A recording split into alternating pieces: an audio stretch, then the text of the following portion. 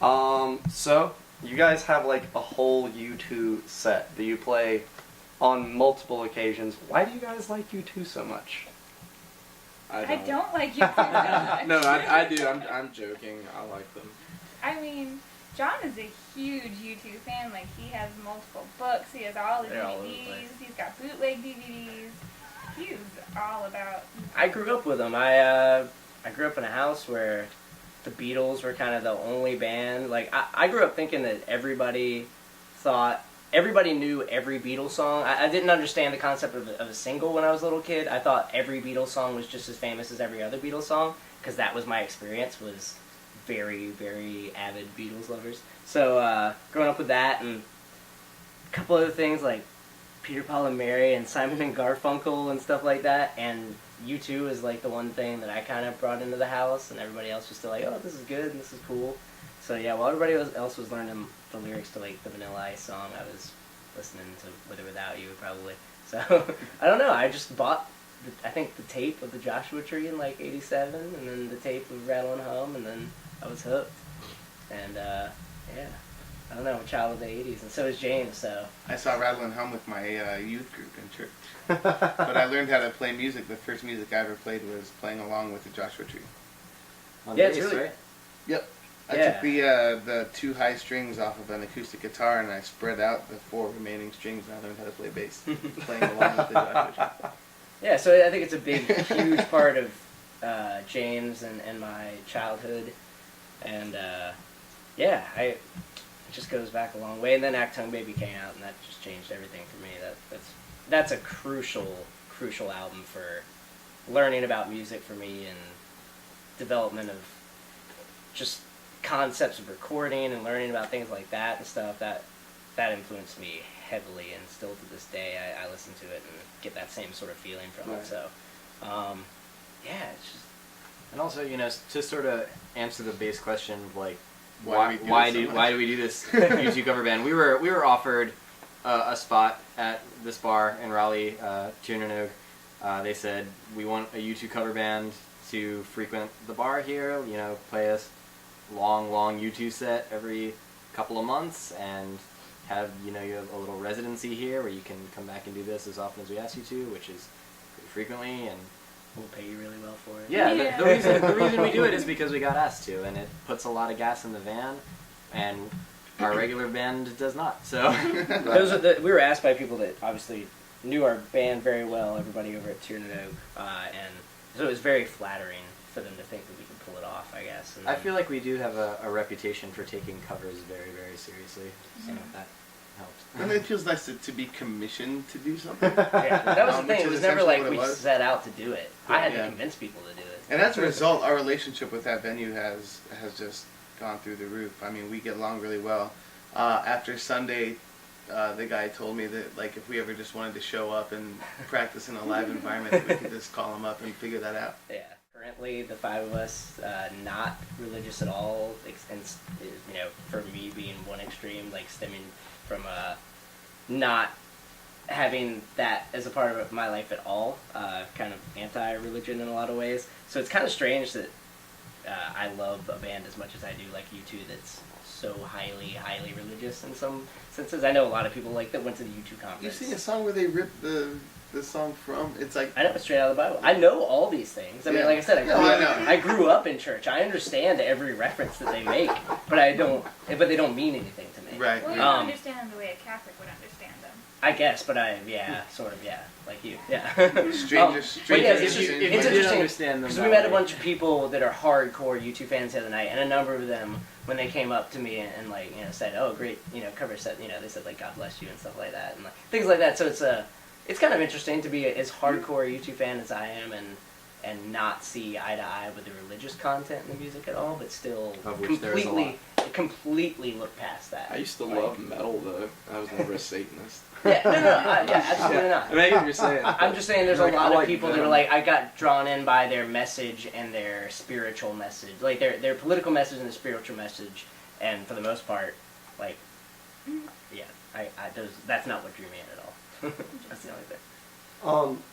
Being that this cover is like Halloween based, one of the reasons why I thought of you guys immediately is your U2 set gets very much into the theatrics of being U2. Tries to. Especially John over here. It's very into the theatrics of being Bono. What is it about dressing up as someone else and playing their songs that you guys can get into? And with U2. Nothing. Yeah, I hate it. I don't like it either. I mean, these sunglasses are really He's stupid. lying. He wears these around the house. All the time. He's I just have grown to looking like for the an jacket a little bit. excuse. I did decide I like the jacket, but the It's kind of a sunglasses nice and stuff. jacket. I don't know. Yeah, it's I had a lot more fun being Robert Smith last year, and I don't know. That's not what I like. I think for some weird reason though, it is. I can see why Bono does it sometimes because it's something to hide behind in a way, like the jacket and the sunglasses. Because when you're up there singing these really theatrical songs, big epic sweeping things, and you have on a t-shirt, it's a little different. I felt when we started covering, I was like, I feel weird doing this. Like I feel so self-conscious. You put this on, it's like, okay, it's a pass.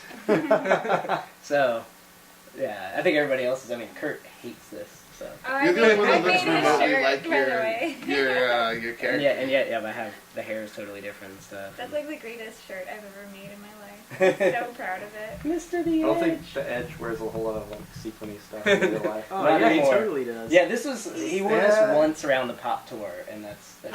The Yeah. best tour, by the way. That's some That's like where I got the 19-year-old idea. made Yeah, for There sure. was it. like a pretty there was a photo shoot I guess that was pretty well known, That interested. and he was wearing a shirt that said this. So, Mr. The Edge. yeah. We did our homework. You really have done your homework. I had done my homework before I got asked. Yeah. You had done your homework before some of us were born. I already nerded out pretty hard on YouTube long ago, so. When we asked you to play a U2 cover, this was not the first one you thought of, but the second one you thought of. Why do you like this song so much? This is my first one. Yeah. It's just like every once in a while a band or a singer will hit just something that like the dynamics of it. I mean, it just gets bigger and bigger, and it's just I don't know. There's something that it just kind of like pulls emotions out of people. I mean, it's a really powerful song. I mean, it's something that people get misty-eyed when they hear U2 actually do it, kind of stuff. And I think that I mean, it's not that hard to play. I don't know, but yeah, I mean, it's a really, really powerful song. That's why I like it so much. Yeah, and there's some strange elements to the structure of it and stuff. Mhm. Changing from 6/8 and 4/4 and Yeah. things like that. But It's just very representative of them. Like it's it's a good song that I don't know. Just, there are some of their songs that we could have chosen that really, if you just heard some band, if you walked into a bar and you weren't that familiar with U2 and you heard a band playing them, you wouldn't automatically think, oh, that's a definitively U2 song. U2. Right? Yeah. It's, This one definitely is. So. And I think we've discovered, like, for me, like, the super huge mega hits like this one are not necessarily some of my favorite go-to songs because I've been way too big a fan for way too long that I want to hear the weirder stuff. But I think we've found that people, shout it out from the beginning of our cover sets till the end until we finally play. It's like that's what they want to hear. They're like, play streets. At our last show this past Sunday when we played U2, there's this guy who spent this entire song like this, like, in the middle of Trinano, arms spread, like singing along, so happy that we were playing it just because people relate to this song so much Right. and people love this song so much. And I found this blog of a woman who went to the U2 conference and also went to the U2 show, and she was talking about how she cries every time at the start of this song, and she also came to see us, and yeah, but she talked about how this is her moment in life where she always cries, like every time she listens to this song, every time she sees the band, or it's like in the background of a movie or something, she cries, It's really strange, yeah.